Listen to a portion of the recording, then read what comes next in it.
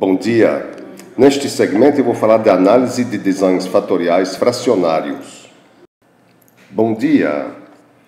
Neste segmento eu vou falar da análise de designs fatoriais fracionários. Como você lembra, os designs fracionários são aqueles em que nem toda combinação dos fatores é utilizada. Eu quero lembrar algumas coisas que nós já vimos sobre a seleção do design. O que estamos fazendo agora é análise dos dados resultantes de um design, da execução de um experimento de acordo com o design. Mas a seleção já falou de algumas coisas que eu quero lembrar para vocês. Primeiro, eu vou tratar aqui de designs com dois níveis. Então, o design 2 elevado a kp, 2 elevado a k menos p, basicamente significa que, em vez de fazer um design fatorial completo, que seria 2 elevado a k, nós decidimos pegar uma fração apenas, e a fração é 1 sobre 2 elevado a p, uma fração dos ensaios ou uma fração dos tratamentos apenas vai ser feita. Isto é usado tipicamente para fazer filtragem de fatores. Eu quero saber quais são os fatores, quais são os efeitos mais importantes, e eu quero bolar um modelo matemático reduzido. Eu quero bolar um modelo matemático em que nem todo fator vai aparecer, nem toda interação vai aparecer, apenas as coisas mais importantes. Eu vou fazer isso com menos ensaios ou menos tratamentos do que se eu usasse um design completo. Também vimos que, devido à construção do nosso design, nós teremos confounding de fatores. Nós teremos confounding, o que significa que determinados efeitos que a gente vai calcular são devidos a duas fontes diferentes. Quer dizer, dois efeitos diferentes se confundem dentro do nosso fator, dentro do nosso modelo, e a gente não consegue separá-los mais porque não fizemos experimentos, não fizemos ensaios em número suficiente para poder separar esses efeitos. Isso faz parte do design, mas se a gente escolher corretamente a forma de fazer esse design através de um polinômio gerador adequado, o confounding não atrapalha, porque eu vou fazer confounding de algo que é importante com algo que não é importante, que é muito menos importante, que tem um efeito muito menor. Portanto, o confounding acaba realmente capturando aquilo que eu quero de qualquer forma.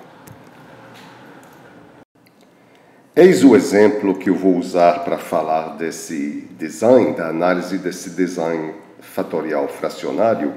A gente quer descobrir se o uso de técnicas de usabilidade aumentam a satisfação do usuário. Então, ao desenvolver software, a satisfação do usuário com o produto final será melhor ou não se usarmos técnicas de usabilidade durante o desenvolvimento. Eu estou tentando apenas aqui concretizar um pouco o experimento dentro de um contexto de computação, mas o que realmente importa aqui é o que a gente vai fazer com os dados. Então, aqui estão os fatores. Temos 5 fatores que eu estou chamando A, B, C, D, E no que segue. E eles são os seguintes. A, eu vou usar ou não técnicas de usabilidade. Então, temos dois níveis aqui. O nível que a gente chama menos 1, como você lembra, e o nível mais 1, porque estamos falando de um design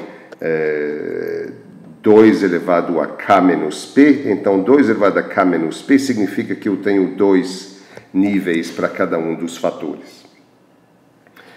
O segundo fator é se a interação com o usuário pode ser pouco ou muito. Se o usuário tem experiência com computadores, ele pode ter pouca experiência ou muita experiência. A maturidade do processo de desenvolvimento podemos ter um processo de desenvolvimento com baixa maturidade ou com alta maturidade, quer dizer, a empresa teria baixa ou alta maturidade com o processo do desenvolvimento.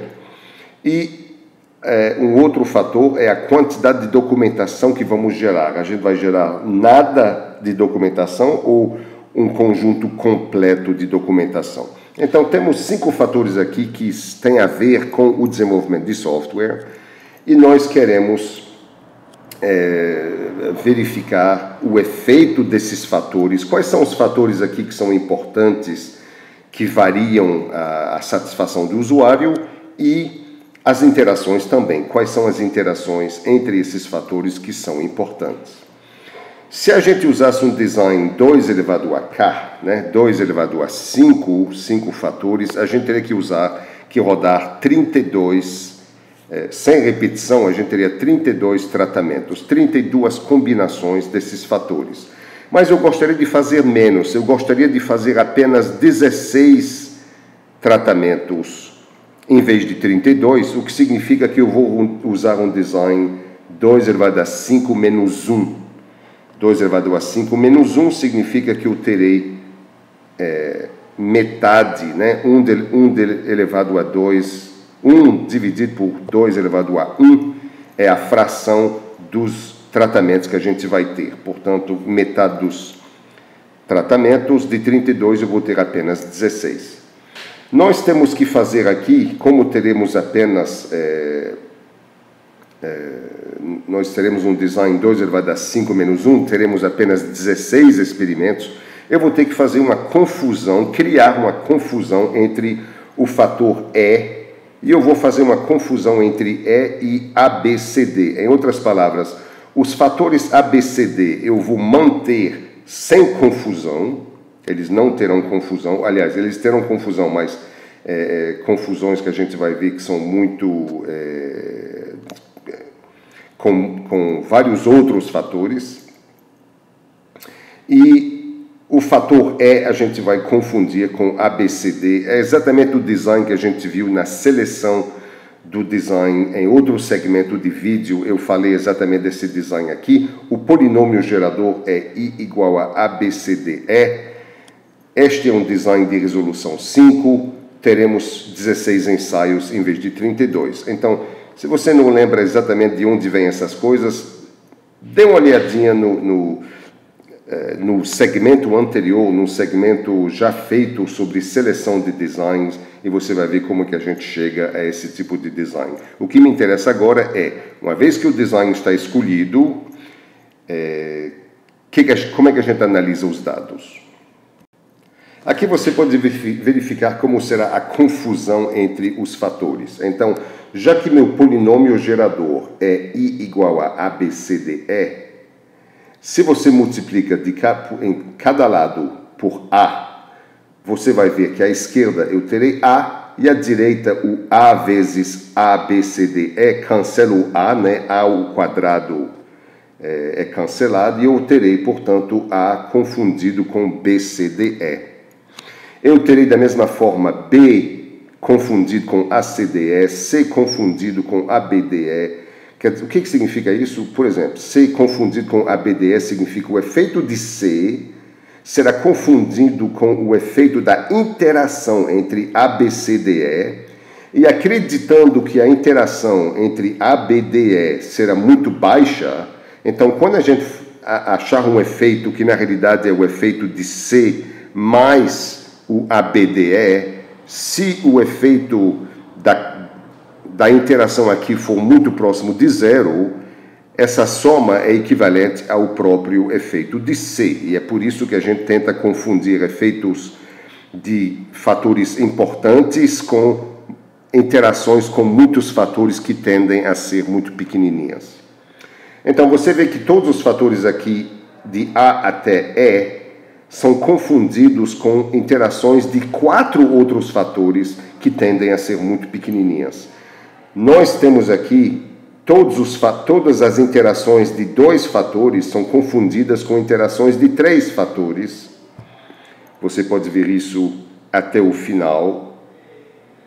E, portanto, eu tenho aqui as confusões que serão criadas. Então, eu vou achar um total de 16 efeitos, que, na realidade, aqui dentro eu estarei confundindo um total de 32 efeitos. Tem um total de 32 efeitos, mas como eu só posso capturar 16 deles, as confusões que estão sendo feitas são essas daqui. Então, eu estou achando, na realidade, a soma, para cada um dos para cada uma das linhas aqui, nessa tabelinha aqui, eu estarei achando a soma dos efeitos aqui, mas acreditando que o lado direito tem um efeito muito, muito menor do que o lado esquerdo, o efeito que eu vou achar acaba sendo o do lado esquerdo.